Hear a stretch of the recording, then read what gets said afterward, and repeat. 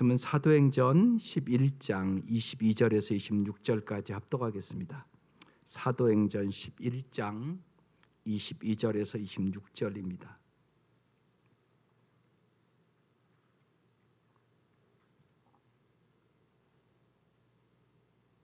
시작. 예루살렘 교회가 이 사람들의 소문을 듣고 바나바를 안디옥까지 보내니 그가 이르러 하나님의 은혜를 보고 기뻐하여 모든 사람에게 굳건한 마음으로 주와 함께 머물러 있으라 권하니, 바나바는 착한 사람이요 성령과 믿음이 충만한 사람이라 이에 큰 무리가 주께 더하여 지더라. 바나바가 사울을 찾으러 다소에 가서 만남에 안디옥에 데리고 와서 둘이 교회에 1년간 모여있어 큰 무리를 가르쳤고, 제자들이 안디옥에서 비로소 그리스도인이라 일컬음을 받게 되었더라. 아멘. 오늘 말씀의 제목은 사람을 세우는 사람입니다. 다음 세대를 향한 여름 행사의 여러 가지를 앞두고 오늘 말씀의 제목처럼 온 성도들이 정말로 어떻게 하면 정말로 사람을 세우는 사람으로 나 자신부터 또 우리의 자녀들을 세울 수 있을까? 열심히 한 달 동안 말씀을 붙잡고 기도함으로 하나님의 놀라운 역사를 경험할 수 있기를 주의 이름으로 축원합니다. 홍인표 씨가 쓴 강아지 똥으로 그린 하나님의 나라라는 책이 요사이 나왔습니다. 권정생의 글을 조명하면서 참으로 아름다운 삶을 살았던 사람, 하나님과 동행하는 삶을 살기 위하여 몸부림쳤던 사람이라는 것입니다. 권정생은 많이 소유함이 아니라 나눔으로써 함께 풍성한 삶을 누리는 것이 하나님이 내려주신 진정한 복이라고 그랬습니다. 권정생은 자신의 삶을 통하여 자신의 작품을 통해서 그 어디나 하늘나라가 될 수 있음을 아주 증거하며 산 사람입니다. 권정생은 누구냐 하면 절망스러운 환경에 절망적인 삶을 극복한 사람입니다. 그는 그랬습니다. 나의 동화는 슬프다. 그러나 절대 절망적인 것은 없다고 그랬습니다. 1966년 권정생은 29세 때 절망이 선언되었습니다. 전신 결핵이 걸렸습니다. 한쪽 콩팥을 떼어내고 이제 방광을 드러내고 소변 주머니를 달고 살아야 했습니다. 의사는 잘 관리하면 2년 정도 살 수 있다고 그랬습니다. 그러나 그는 70세까지 살았습니다. 아이들이 집사님 밤에 혼자서 무섭지 않아요? 질문하면 혼자가 아니고 내가 가운데 누우면 오른쪽에는 하나님이 눕고 왼쪽에는 예수님이 누워서 꼭 붙어서 잔단다. 그래서 전혀 두렵지 않아. 그는 그렇게 동화를 쓰면서 혼자 평생을 살았습니다. 언제나 교회의 새벽에 종치기를 하면서 살았습니다. 그는 고난이 가득한 삶에서 오물덩이처럼 뒹굴면서 함께 하시는 하나님 임마누엘의 하나님과 동행하는 삶을 살았습니다. 그래서 오늘 우리가 찬송한 정말 초막이나 궁궐이나 주님 모신 곳이 하늘나라, 그 삶을 살았던 사람입니다. 권정생의 동화 중에 여러분이 잘 아는 동화가 강아지 똥입니다. 그 강아지 똥의 동화를 쭉 읽어보면서 가장 마음에 남는 이런 구절이 있습니다. 하나님은 쓸데없는 물건은 하나도 만들지 않으셨어. 너도 꼭 무엇인가 귀하게 쓰일 거야. 그래서 강아지 똥과 민들레의 대화가 거기에 쭉 나오는데 이런 얘기입니다. 강아지 똥이 너는 뭐니? 물으니까 민들레가 난 예쁜 꽃이 피어나는 민들레란다. 강아지 똥이 예쁜 꽃이라니 하늘의 별만큼 고우니? 물어보니까 민들레가 그럼. 강아지 똥이 내가 그렇게 어떻게 그런 꽃을 피울 수 있어? 물어보니까 민들레가 그건 하나님께서 비를 내리시고 따뜻한 햇빛을 주시기 때문이지. 강아지 똥이 역시 그럴 거야. 나하고 무슨 상관이 있으려고. 민들레가 그런데 또 한 가지 꼭 필요한 게 있어. 뭔데? 민들레가 내가 거름이 되어줘야 돼. 강아지 똥이 내가 거름이 되다니. 민들레가 너의 몸뚱이를 고스란히 녹여 내 몸속으로 들어와야 해. 그래서 별처럼 고운 꽃이 필 수 있어. 강아지 똥이 과연 나는 별이 될 수 있구나. 내가 거름이 되어 별처럼 고운 꽃이 피어난다면 온 몸을 녹여서 내 살이 될게. 이게 마지막 마치는 단락입니다. 비천해 보였던 강아지 똥은 민들레와 한 몸이 되어 별 하늘처럼 빛나는 존재가 되었다는 얘기입니다. 사실은 이 권정승의 자기의 인생을 얘기하는 것입니다. 병들고 보잘것없는 나를 하나님께서 이렇게 아름다운 작품들을 쓰게 해서 수많은 사람들을 변화시켰습니다. 그는 이제 돌아가실 때가 가까워서는 인세가 엄청나게 나와서 몇 억이 됐습니다. 북한에 정말 굶주린 아이들을 위하여 다 쓰라고. 그리고 그는 그의 인생을 마쳤습니다.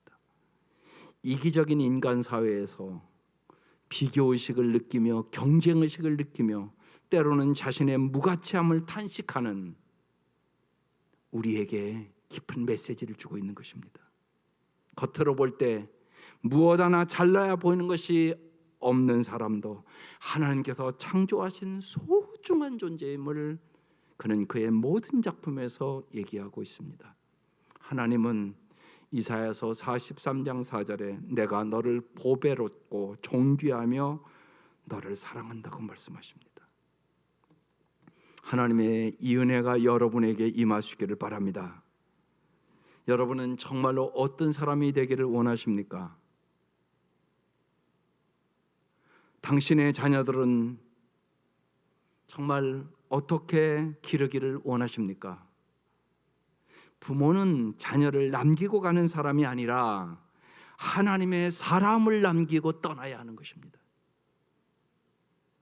공동체에는 가정이든 교회든 직장이든 나라든 언제나 거기에는 리더가 있습니다. 리더를 잘 만난다는 것은 엄청난 축복입니다. 우리가 존경할 만한 정치 지도자를 바라듯 우리는 어느 집단에서든지 훌륭한 리더를 기대합니다. 하지만 모든 리더가 그런 모습을 보이는 것은 아닙니다.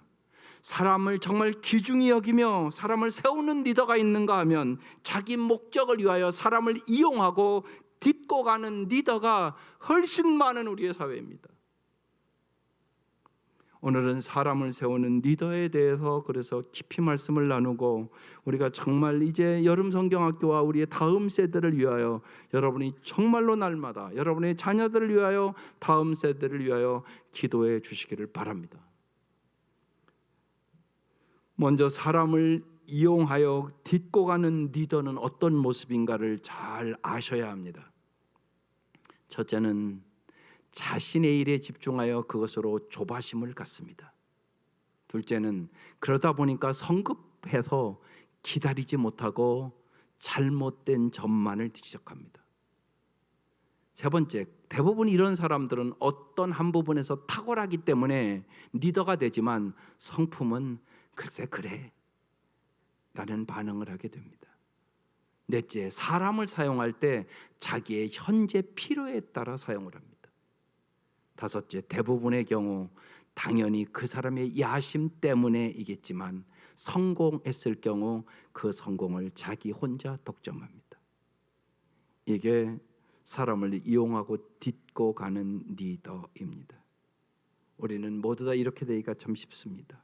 이 사회가 또 그렇습니다. 하지만 사람을 세우는 리더는 그렇지 않습니다. 오늘 말씀은 사람을 세우는 참으로 아름다운 리더 바나바에 대한 말씀입니다. 이 바나바는 구브로와 구레네 몇 사람에 의해 안디옥 교회가 세워진 다음 예루살렘 교회에서 한 사람을 파송하는데 그 사람이 바로 바나바입니다. 오늘 우리는 이 바나바를 통해서 사람을 세우는 기도인이 된다는 것이 무엇인가를 여러분 뚜렷이 알고 꿈을 가지고 기도하시기를 바랍니다. 첫 번째, 사람을 세우는 사람은 하나님의 은혜를 보는 사람입니다.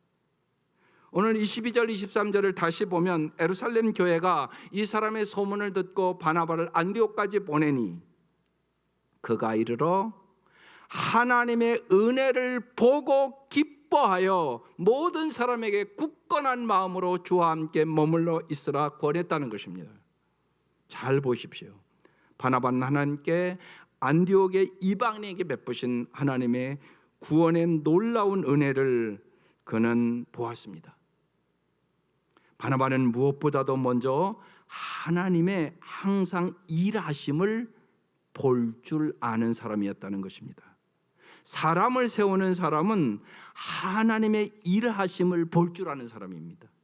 그래서 22절에 예루살렘 교회가 안디옥의 이방인의 교회가 세워졌는데 사람을 보내주십시오라는 전가를 받고 예루살렘 교회는 사람을 세우는 사람 바나바를 파송한 것입니다.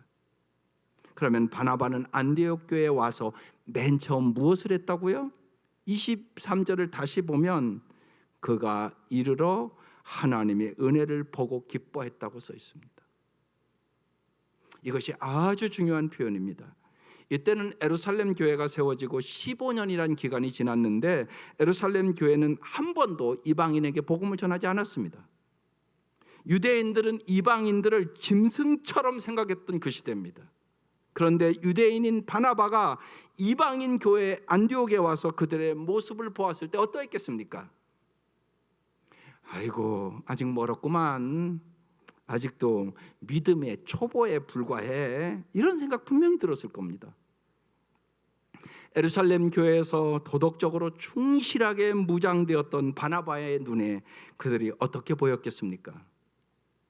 역시 이방인들은 어쩔 수가 없어. 저러니까 하나님이 사랑하지 않지. 아마 이런 생각이 분명히 들었을 것입니다. 그러나 오늘 여기 바나바는 안디옥 교회에 갔을 때 부정적으로 보지 않았습니다. 그가 거기에서 하나님의 은혜를 보았다고 말씀합니다. 여러분, 하나님의 은혜를 보았다는 것이 무슨 의미입니까? 그것은 하나님이 일하고 계심을 보았다는 의미입니다. 자신의 일과 자신의 야심에 집중되어 있는 사람은 하나님의 일하심을 볼 수 없습니다. 모든 일에 자기 생각대로, 자기 계획대로 풀려야 하기 때문에 그렇습니다. 그러나 하나님의 은혜를 볼 줄 아는 사람은 자기 방식대로 일이 진행되지 않더라도 하나님이 이런 일을 하고 계시구나 하는 깨달음을 얻습니다. 강아지 똥에서도요, 하나님이 일하심을 보게 된단 말입니다.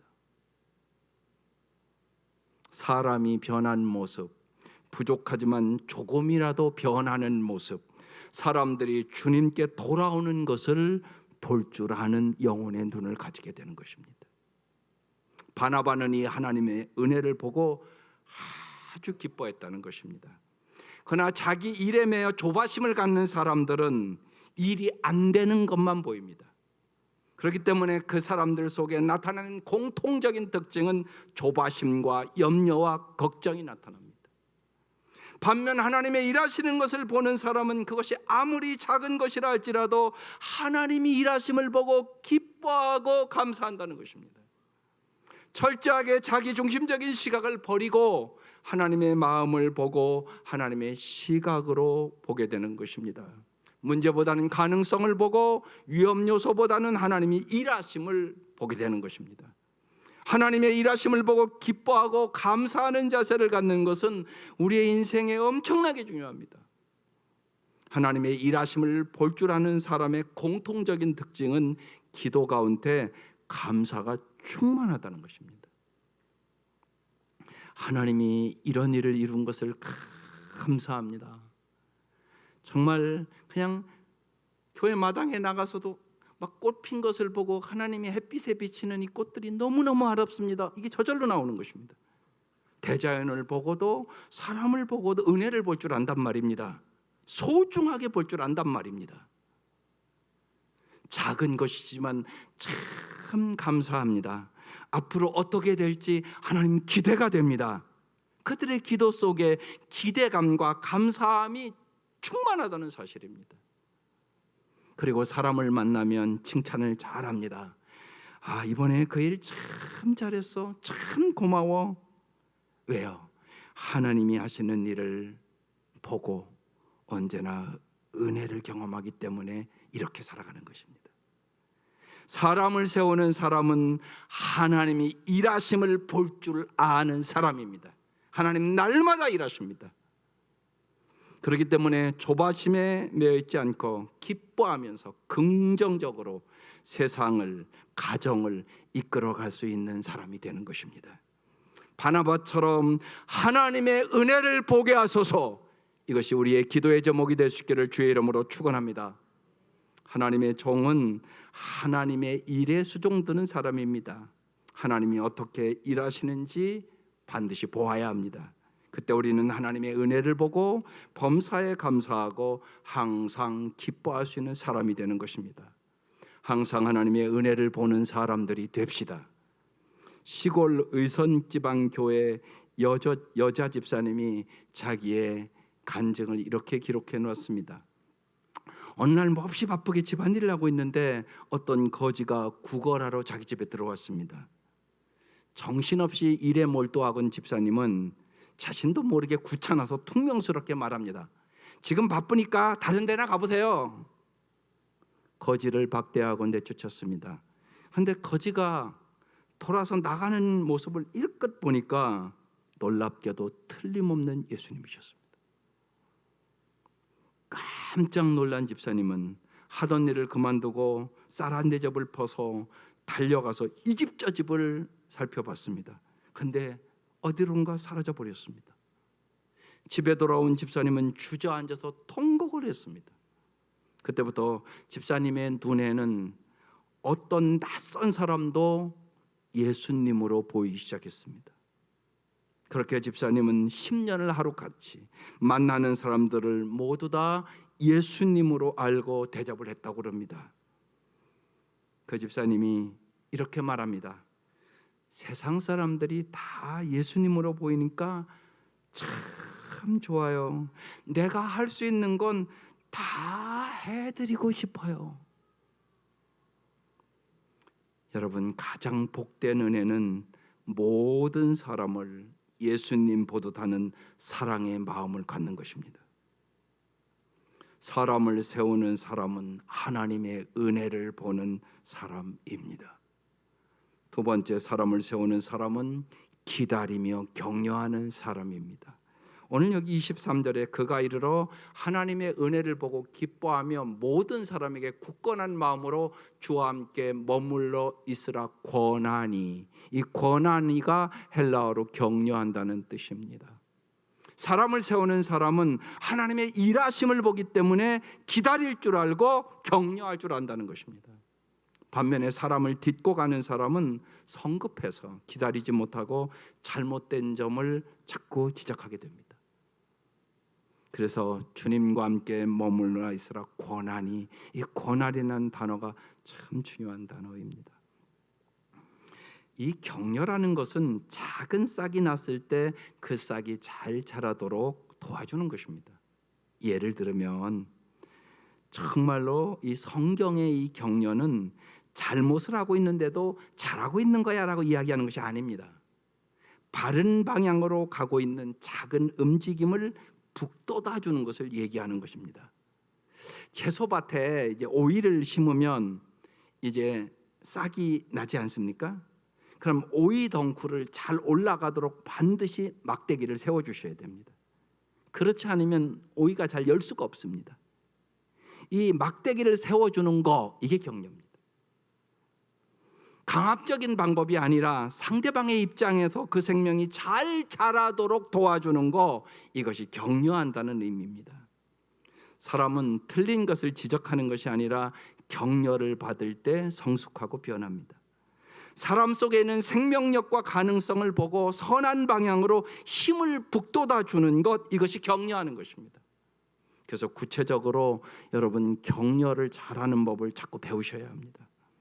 하나님의 은혜는 언제나 격려하는 쪽으로 움직입니다. 하나님이 일하시는 것을 볼 줄 아는 사람은 그래서 반드시 기다리며 격려하게 되는 것입니다. 안식달을 맞이하면서 한 달 동안 제가 기도하는 제목이 그 제목입니다. 우리가 멀리 있는 여기저기 있는 이제 농촌 교회들, 사주 내 교회를 돌아보려고 생각하고 있습니다. 수요일 날은 도시 개척 교회들 어려운 데 가서 예배드리고, 제가 하고자 하는 기도 제목은 저 사람들을 잘 격려하고 용기를 주어서, 저들이 여러분이 코로나 사태에 얼마나 절망하고 있겠습니까? 용기를 주고 소망을 주고, 그리고 다시금 사명을 줄 수 있는 기회가 됐으면 참 좋겠다, 그런 생각을 가지고 기도하고 있습니다. 여러분 기도해 주시기를 바랍니다. 세 번째, 사람을 세우는 사람은 균형 잡힌 성숙한 사람입니다. 사람을 세우는 것은 대부분의 경우 균형 있게 성숙한 사람이 다른 사람을 세울 수 있습니다. 균형 있게 성숙한 사람이란 어떤 의미냐? 하나님과의 관계와 자신과의 관계와 사람과의 관계와 세상과의 관계가 균형 잡힌 사람을 얘기하는 것입니다. 바나바가 그런 사람이었습니다. 오늘 24절에 아주 명확하게 써놨습니다. 바나바는 어떤 사람입니까? 착한 사람이요, 성령과 믿음이 충만한 사람이라 이에 큰 무리가 죽게 더하여지더라. 보십시오. 바나바가 어떤 사람인가 세 가지로 명확하게 나옵니다. 착한 사람, 성령이 충만한 사람, 믿음이 충만한 사람. 먼저 바나바는 착한 사람이었다고 말합니다. 일반적으로 우리는 착한 사람이라고 하면 누가 옆에서 독하게 해도 잘 견뎌내고 반응을 하지 않는 천성이 좋은 사람이라고 생각을 합니다. 그런데 그런 의미가 아닙니다.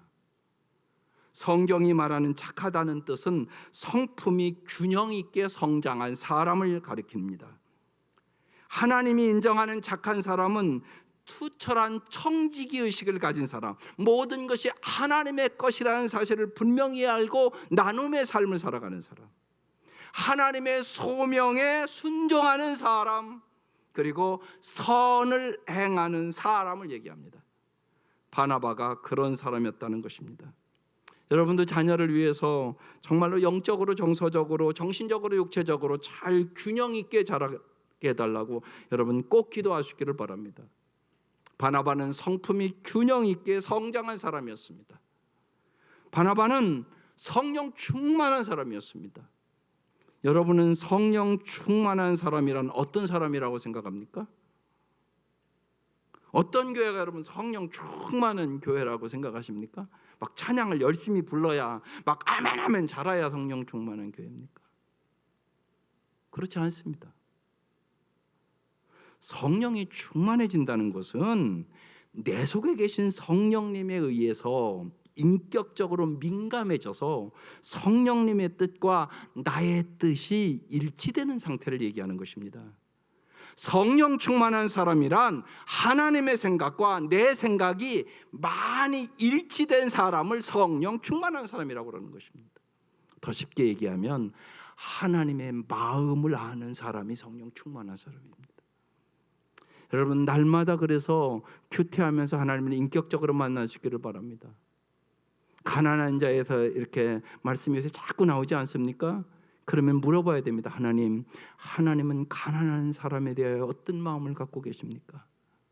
하나님이 울고 계시단 말입니다. 하나님이 참 요새 이 코로나를 만나고 가난한 사람들 때문에 내가 참 마음이 아프다고 얘기하시단 말입니다. 이 음성을 들어야 여러분의 삶이 변합니다. 그게 올바르 큐티하는 것입니다. 하나님의 마음을 알아가는 것입니다. 날마다. 그래서 주님과 함께 울고 주님과 함께 기뻐하고 하나님의 생각이 내 생각이 되는 거, 이 사람이 성령 충만한 사람입니다. 성령 충만한 사람이란 사랑과 공의가 균형을 이룬 가장 아름답고 가장 매력적이고 가장 성숙한 사람이 되는 것을 의미하는 것입니다. 바나바는 믿음이 충만한 사람이었습니다. 여러분 믿음이 충만한 사람이란 어떤 사람이라고 여러분은 생각합니까? 믿음은 하나님에 대한 전적인 신뢰를 말하는 것입니다. 내 상황이 아무리 어려워도, 되는 일이 없어도 흔들리지 않고 하나님을 신뢰하는 것, 그분을 믿고 지속적으로 꿋꿋이 걸어가는 것, 이것이 믿음인 겁니다.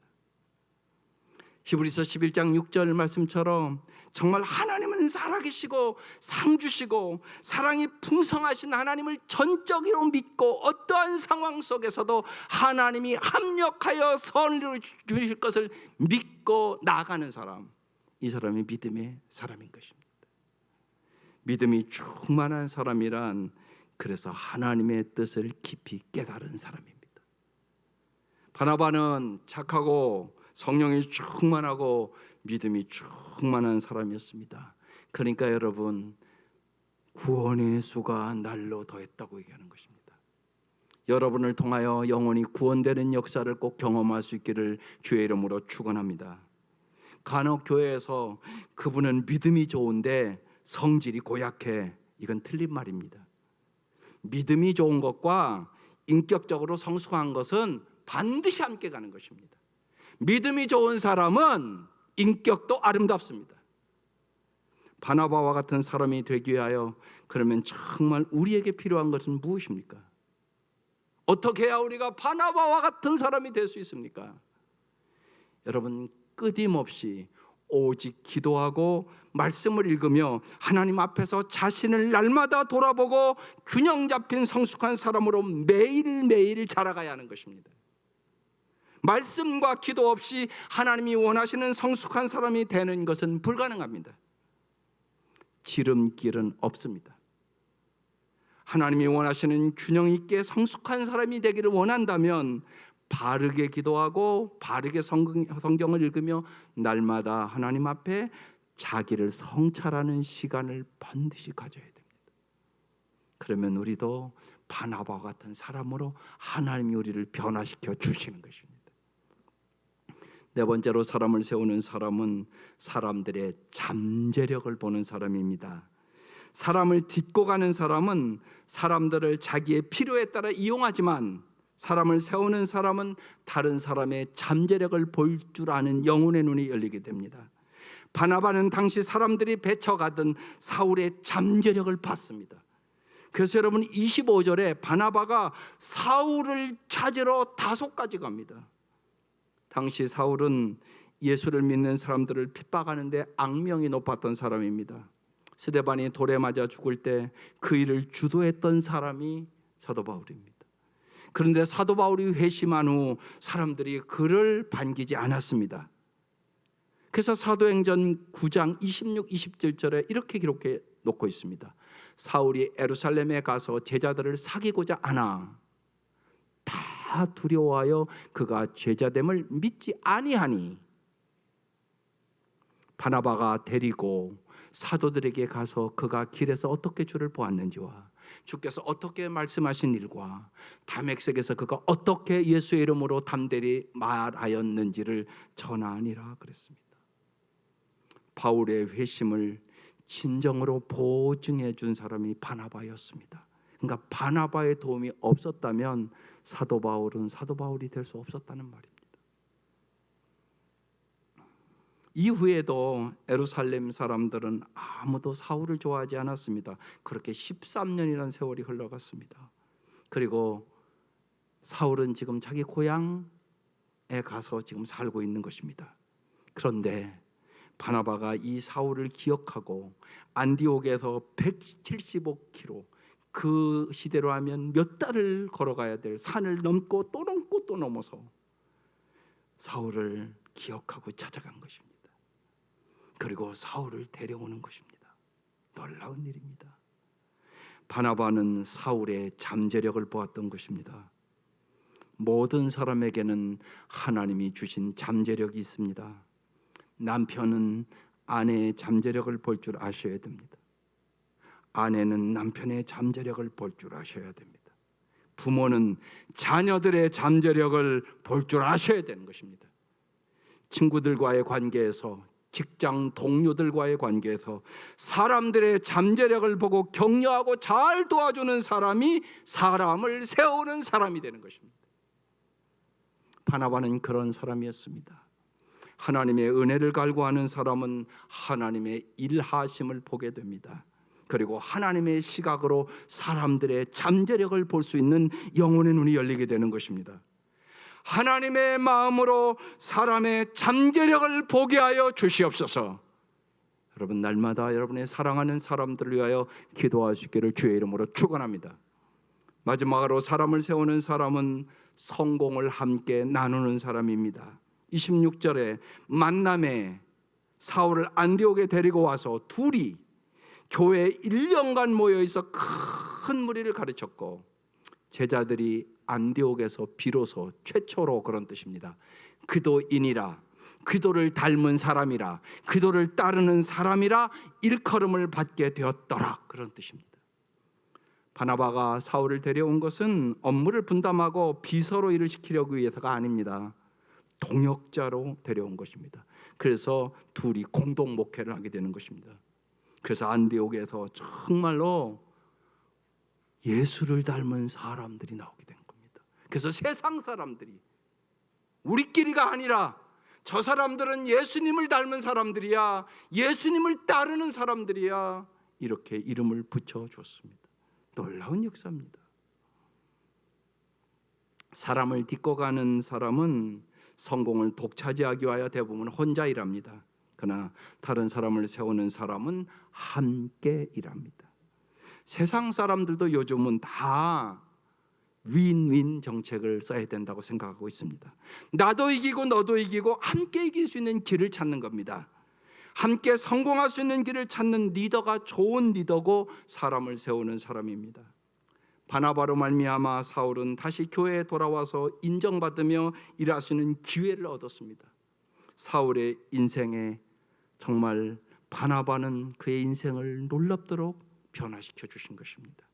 사람을 세우는 사람은 나와 다르고 부족한 사람들과 함께 하면서 그 사람들을 어떻게 하면 성공시킬까를 생각하게 됩니다. 딛고 일어서는 것이 아니라 함께 승리하는 법칙을 갖는다는 말입니다. 은혜를 보고 격려하고 균형 잡히고 잠재력을 보고 함께 세워가는 것, 이것이 진정한 참된 교회의 모습입니다. 바울과 바나바는 안디옥 교인들을 둘이 함께 1년 동안 가르치면서 그들을 닮은 사람들로 성장시켰습니다. 그리고 그들은 결국 둘 다 순교하게 됩니다. 여러분은 정말로 어떤 사람이 되기를 날마다 사모하고 사십니까? 어떤 사람이 되기를 위하여 기도하십니까? 여러분, 정말로 소유가 중요한 것이 아닙니다.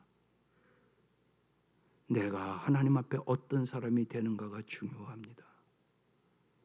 우리는 어떻게 바나바와 같은 사람이 될 수 있겠습니까? 바나바는 예루살렘 교회에서 15년 동안 공동체 생활을 통하여 훈련되고 성숙한 사람이 되었습니다. 성숙한 사람이 되는 것은 하루아침에 이루어지는 일이 아니올시다. 배우고 훈련하는 과정을 통해서 얻어지는 자질입니다. 이 땅에 많은 사람들이 훌륭한 리더, 좋은 사람을 만나지 못하는 이유는 훌륭한 리더, 더 좋은 사람이 되기 위하여 애쓰고 훈련하는 사람이 없기 때문에 그렇습니다. 이것은 교회적으로 보나 국가적으로 보나 우리 한국에 있어서는 너무나 필요합니다. 그래서 정말 날마다 더 나은 사람이 되기를 위해서 여러분 기도합시다. 우리가 더 나은 사람이 돼야만 교회에 희망이 있습니다. 그래서 저희 사역자들은 함께 모일 때마다 자주 기도합니다. 하나님 아버지, 언제나 우리에게 재능보다 큰 인격을 주시고 영향력보다 큰 겸손을 주옵소서. 크게 성공한 목사보다 하나님 앞에 설 때 정직하고 진실한 목사가 되게 하옵소서. 무엇보다 예수를 닮는 것이 진정한 성공임을 잊지 않게 하옵소서. 우리는 그런 기도를 반드시 해야 합니다. 사도행전 4장 36, 37절에 바나바가 어떤 사람인가를 잘 표현해주고 있습니다. 쿠브로에서 난 레위족 사람이 있으니 이 이름은 요셉이라 사도들이 일컬어 바나바라 번역하면 위로의 아들이라 하니 그가 밭이 있음에 팔아 그 값을 가지고 사도들의 발 앞에 두니라. 바나바의 원래 이름은 요셉이었습니다. 그의 별명이 바나바입니다. 위로의 아들이란 뜻입니다.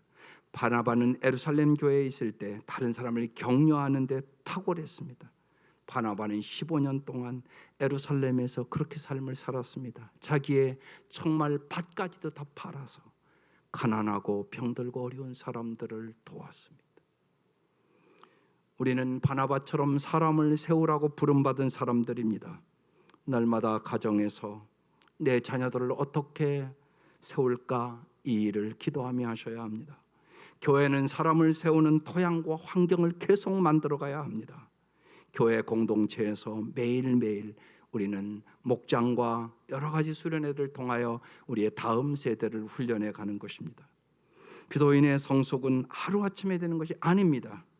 그러나 가능합니다.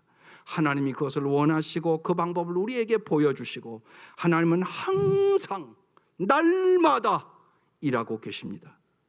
저와 온 성도들이 바나바와 같은 사람이 되기를 날마다 사모하고 기도하면 참으로 좋겠습니다. 우리 온 성도들이 바나바와 같이 매일매일 은혜를 보고 서로 잠재력을 보고 서로 격려하고 균형 잡힌 성숙한 사람이 되어 내 가정과 교회와 민족을 변화시키고 우리의 자녀들이 소금처럼 빛처럼 살아가는 자녀들이 될 수 있기를 주의 이름으로 축원합니다. 기도드리겠습니다. 하나님 아버지, 우리가 어떻게 바나바와 같은 사람이 될 수 있겠습니까? 부족하고 연약하고 어리석지만 주님이 함께 하시고 주님이 일하시면 하나님은 우리를 아름답게 빚어서 참으로 아름답게 사용해 주시는 분임을 믿습니다. 진실로 하나님, 강아지 똥을 통해서도 민들레의 꽃을 피우신 우리 하나님, 주님께서 저희들을 이 땅에서 사용하여 주셔서 참으로 아름다운 사람들을 세우게 하여 주옵소서. 예수님 이름으로 기도드립니다. 아멘.